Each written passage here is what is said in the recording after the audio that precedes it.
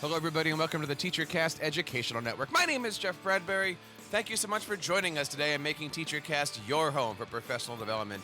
This is Educational Podcasting, episode number 38. This is the podcast. If you're an educator looking to learn how to create your own podcast, we have a great podcast for you. Today, we're talking to three ladies who recently began their podcasting journey together, and we are going to learn what it takes to create a great podcast with not one, but two, well, maybe with three co-hosts. We're going to learn all the insides and outs of how you guys can create a podcast in your school district today. Before we get into our interview, I want to remind you guys that there's some great stuff happening over on TeacherCast. If you are looking to bring the world of podcasting into your classroom, you can go over to Podcasting with Students today and check out all of our great curriculum, activities, app reviews, equipment reviews, everything that you need in order to bring podcasting into your classroom. Check it out over at Podcasting with Students today. And of course, if you're an educational podcaster and would like to be featured on the show, check us out on Twitter over at Podcasting Today. Email us over at feedback@teachercast.net. And of course, you can leave us a voicemail. Tell us all about your show over at teachercast.net/voicemail. We'd love to hear from you guys. We'd, of course, love to feature your podcast on our show today. My guests today are the co-hosts of the Undrcaff3inatED podcast, a pretty interesting show that started just a few weeks ago out of Las Vegas. I want to bring on our co-hosts today, Miss Erin Kiger, Joelle Massari, and Ashley Pierce. Ladies, how are you today? Welcome to the show. Good morning. Thank you for having us. Thank you guys so much for being here. Erin, tell us a little bit about yourself. I want to say this is my 15th year in education. I've worked predominantly in K-5 as a teacher in Clark County, but I've also done some ed tech coaching. I was actually an ed tech coach at Ohio State, go Bucks, and then I came back to Vegas and I worked in the Catholic school system, and then that's where I met my lovely friends, my co-hosts, and then I'm back in Clark County again. Nice. And Joelle, how did you get yourself started in the world of podcasting here? Tell us a little bit about yourself. So I've been teaching for about 18 years, and I taught for several years with Ashley and Erin. I had that lovely honor, and we have conducted quite a number of professional development workshops together, some at the regional level, some webinars, and we thoroughly enjoy collaborating together. We're lifelong learners. And so in October, we thought, well, what if we came up with a podcast, because we are working in separate sites now. We all have families that we're raising, from 6 months to 16 years old. And, how can we continue to collaborate and provide professional development and keep us, excited and energized in education, as well as keep it manageable. So that's kind of where the Undrcaff3inatED podcast originated. Nice. Ashley, tell us a little bit about yourself. So I am in my 9th year of teaching, and in 9 years, I feel like I've kind of gone around to a lot of different schools. I've worked in the Title I schools. I've worked in a private Catholic school, and I am currently working for a virtual school. So it's a little bit of a different experience. But it's a super unique experience. And so doing the podcast with these ladies, we all taught together for several years. And so it's just a really great opportunity for us to connect and do some PD together. So, yeah. So thank you guys all for being here. I want to kind of get into the show. How does it work and stuff? Now, let's see. Joelle, you had said that it was your idea for the show. Talk to us a little bit about how you actually go ahead and do all the recordings and create it, because I believe that you guys are using Anchor as your platform, correct? We are. And so we use Anchor, and Erin is essentially kind of our ringmaster when it comes to it, because she is responsible for kind of collecting the audio files, and she publishes it on Twitter and on Anchor and on Spotify. But what we essentially do is we use our iPhones and we communicate that way. And what is interesting is we don't have the benefit of doing this with a video format. So you lose the nonverbal communication component of it. So sometimes you do trip over each other a little bit because you don't see those nuances in conversation where, you do if we were doing this through a video format. And so, talk to us a little bit about how this works for anybody who might be interested, because Anchor has been in the news recently. They just got bought out by Spotify, I believe, is the way that the Yes. story goes. How does Anchor actually work? So essentially, it's super easy because we dial in as a phone call. So Erin originates the phone call, and you essentially are calling as if it were a phone call, and then the interface is extremely easy because you have audio files that you just slide from one window over to the next. There's some canned audio, like music, that you can use for transitions. And I had actually saw Matt Miller from Ditch That Textbook. He uses Anchor for his Ditch That Textbook podcast, and he was demonstrating it at ISTE last summer. And I was watching, and I thought, my goodness, this is so easy to use for the classroom.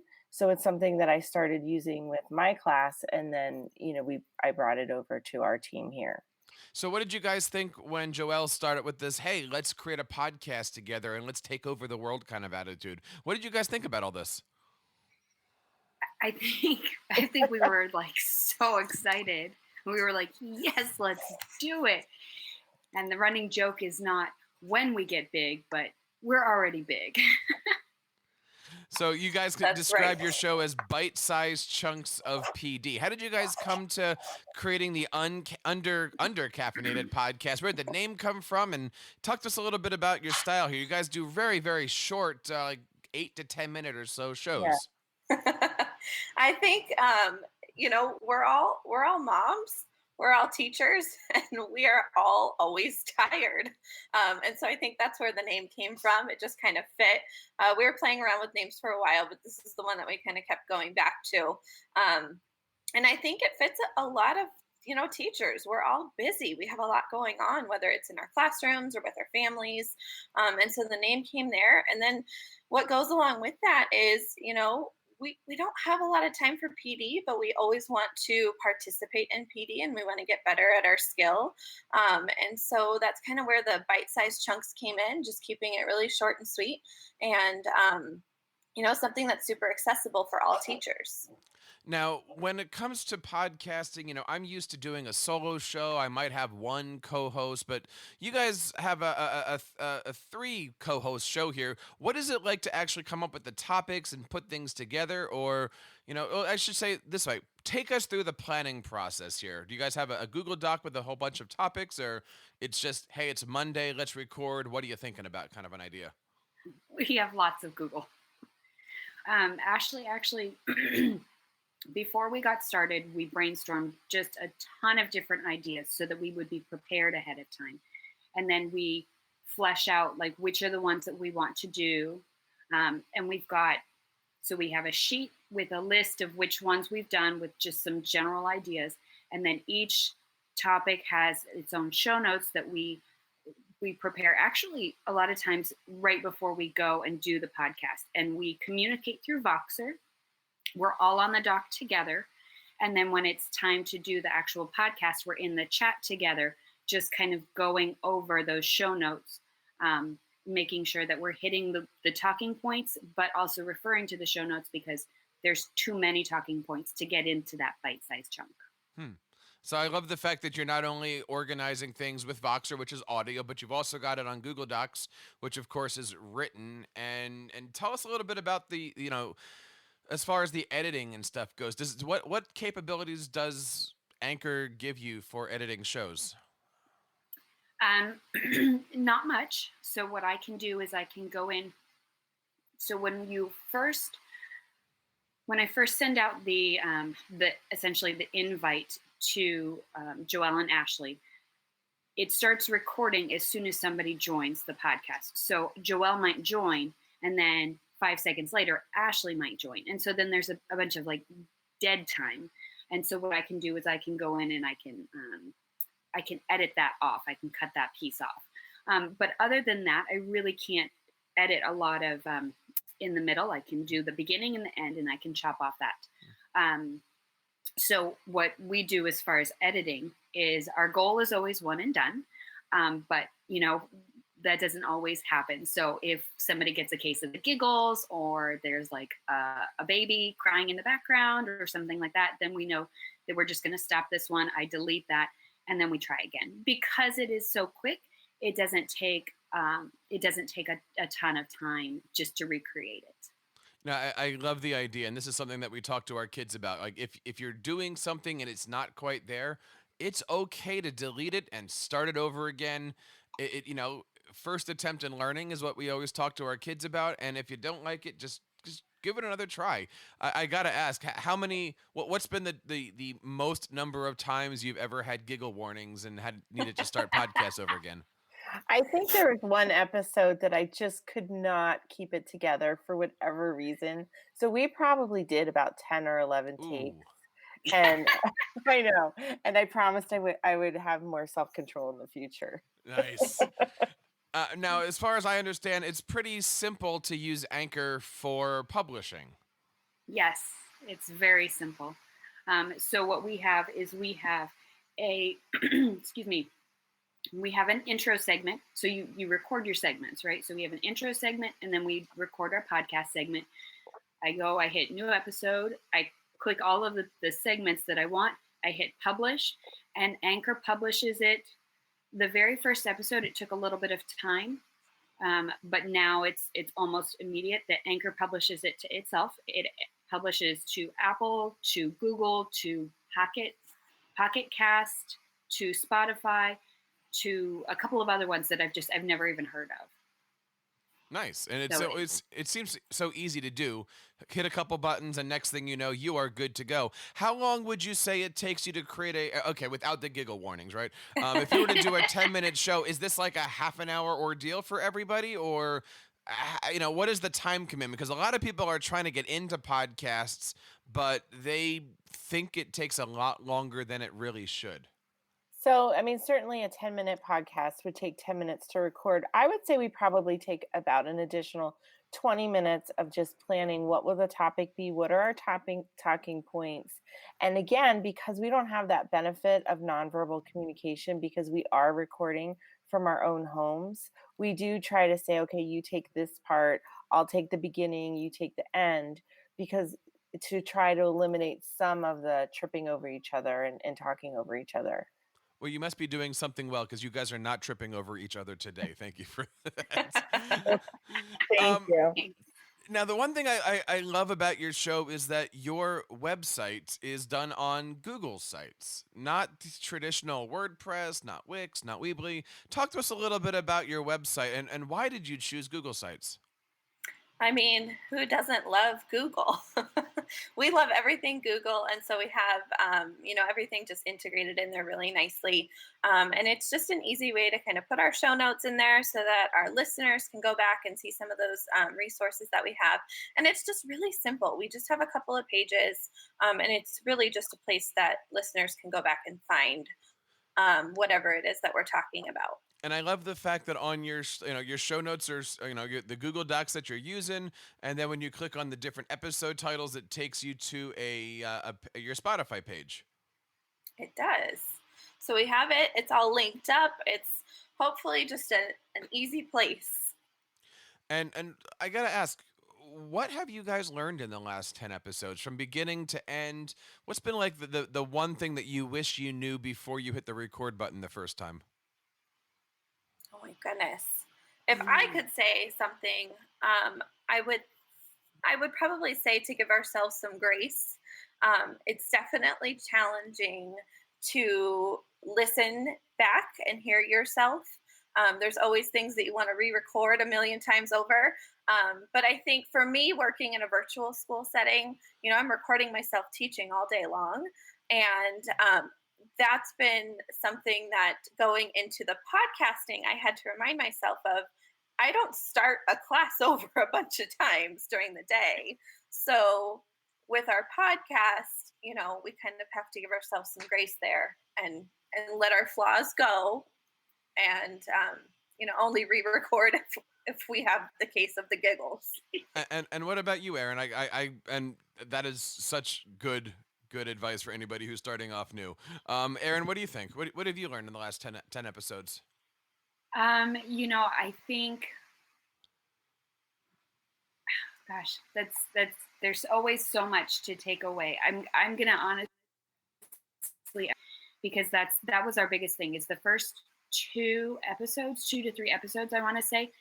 Each one took us almost 2 hours, because we would go through and we would have all the planning on the doc and everything like that. But then, excuse me, we would re-record it 4 and 5 times, just because we thought it had to be perfect, and we were trying to be professional podcasters. Like, we were trying to talk a script, but still be informal and conversational. And so when we finally said, hey, like, one and done, as long as there's no major issues, and we don't have to sound like a DJ, right? This is something that we're doing for fun, that we're sharing with other educators. We're not professionals at this. We're still learning. It's okay. It became easier. I think that's probably some of the best advice, right? Like, when you're starting off, A, you could always get better. B, everything starts as a hobby first, so don't take yourself too seriously. Joelle, what about yourself? What have you learned about your show, yourself, or even about the world of podcasting? I think it's just been an incredible opportunity for us to continue to collaborate. And even though we have our schedule and we have our idea of what we're going to talk about, something will come up and we say, oh, let's talk about this. So recently we had the opportunity to hear a really dynamic keynote speaker named Principal L, and he was never on our list. However, we attended a conference and unanimously we were like, we have to talk about Principal L. So just kind of living and teaching, just different topics come up organically outside of our brainstorm list as well. And I think it's really just, that's been the most valuable part. It just gives us that opportunity to be reflective practitioners and talk and just, share what we want, because we're all just passionate about teaching and learning. And I understand that you guys are taking your passions for teaching and learning to Philadelphia this summer. You guys are going to be presenting at ISTE, I believe. We cannot wait. Congratulations on that. What's your topic? Thank you. So I am talking about amplifying student voice for at-risk students. And actually, I'll be talking about how using podcasting in the classroom can diminish that digital divide for kids that, have less access. Nice. I will have to check that one out. Is this your first time coming to ISTE? No, I was at ISTE. I attended in 2015 in Philly. And then I presented in San Antonio in 2017, and then presented in Chicago in 2018. Nice. I love ISTE. I love the fact that we're now in the ISTE season. Everyone's getting all hyped up for this. I've got a couple of presentations I'm doing. Is anybody else presenting at ISTE this year? Erin is. Erin, tell us a little bit about what you're doing. So I am doing. My idea was just, in our district, we're a Google district, and the idea is always, okay, use Google for the teachers, use Google for the students. And my thing is, okay, if you're a leader, let's model that. I've got some ideas, some tricks that leaders in their unique role can use Google for. Nice. And we, of course, I think what we're going to be doing as we get closer to ISTE, for anybody out there who might be attending the conference, was last year we always put together a spreadsheet of all the educational podcasters, what they're doing, where they're going to be, how do you get to be on their show, because a lot of our podcasting friends here are going to be out there with their recorders and with their anchors doing a whole bunch of other stuff out there. So we certainly look forward to catching up with you, and I would love to meet you guys when you come out to the East Coast. Oh, we would love to as well, because this has been so fantastic. So thank you so much for thinking of us. You know, Yes, thank you. educational podcasting today is a podcast for educators by educators who want to learn how to make a podcast. If you guys are out there listening to this show and you're thinking about making a podcast or already have a show and would love to have it featured on our show, please reach out to us over on Twitter at Podcasting Today or leave us a voice message over at teachercast.net/voicemail. We would certainly love to hear from you guys. Now, the last question I have for you today is, what advice do you give new podcasters? You guys are veterans now. As you said, you've already made it. What advice do you guys have? Joelle, I'll start with you here, but advice for new podcasters or even just teachers looking to bring podcasting into the classroom? Just go ahead and try it. I think it's Dave Burgess that says if you haven't tried something new in your classroom and you haven't failed in your classroom recently, then you're playing it too safe. Just try it. What's the worst that's going to happen? You have to try it again. It's not perfect. It's okay. Just go for it because it's really for the benefit of students and helping them learn the best that they can. Erin, what do you think? I'm going to go ahead and say if you want to do a podcast and you're nervous about it, have your kids do it first, because I would be willing to bet they can figure out all those kinks and questions that you have, and then they can help you. So definitely have your class do it, have your kids do it, however you want to set it up. Have your kids help you figure out how to set it up, but it's going to be great for them. So let's see. We have try something new in your classroom. We have let your kids do it first. Ashley, no pressure. What's your advice for new podcasters? I would say to kind of quiet the self-doubt and take a leap of faith, try it out, because the benefits can outweigh all of that self-doubt. And, it's kind of overcoming a fear and, accomplishing something great. And of course, if you have any fears of having a podcast on Anchor, on Apple Podcasts, or even doing anything with your students, we invite you guys to join our educational podcasting group. Go over to educationalpodcasting.tips. We've got hundreds of educators now in our private Facebook group. We would love to have you guys on over at educationalpodcasting.tips. And of course, if you're looking for bringing more podcasting into your classroom, once again, check out our brand new channel, podcastingwithstudents.com. Ladies, I want to say thank you so much for taking the time with us today. Congratulations on launching your podcast and good luck with the future. If you guys have any questions about anything, these three ladies know exactly what they're doing and they would be happy to help you out. Where can we go to find out more information about the Undrcaff3inatED podcast? Well, I'm Erin and I'm at EBG Tech. And I'm Ashley and I'm at Miss Griff's Corner. And you can find me on Twitter at Joelle, Joelle, Massari, Massari. And of course, you can find our podcast at Undrcaff3inatED. And so we kind of spell it uniquely, but it's UNDRCAFF3INATED. Nice. Thank you guys so much for joining us. Of course, all the links are going to be on our show notes. This is Educational Podcasting episode number 38. Educational Podcasting Today, episode number 38. And of course, we want to say thank you guys out there for joining us. We've had some great podcaster spotlights. I hope you guys had a chance to check out our recent episodes with Danny Bauer, with Dr. Will, with Danny Kreines, all about how they started their podcasts and how they're doing some great things in the world of audio and video in their classrooms. We hope that you have a moment to check out this and other shows. And of course, we would love to feature you guys on a future episode. And of course, one more time, we want to say thank you guys for making TeacherCast your home for professional development. And on behalf of everybody here on the TeacherCast Educational Network, my name is Jeff Bradbury, reminding you to keep up the great work in your classrooms and continue sharing your passions with your students.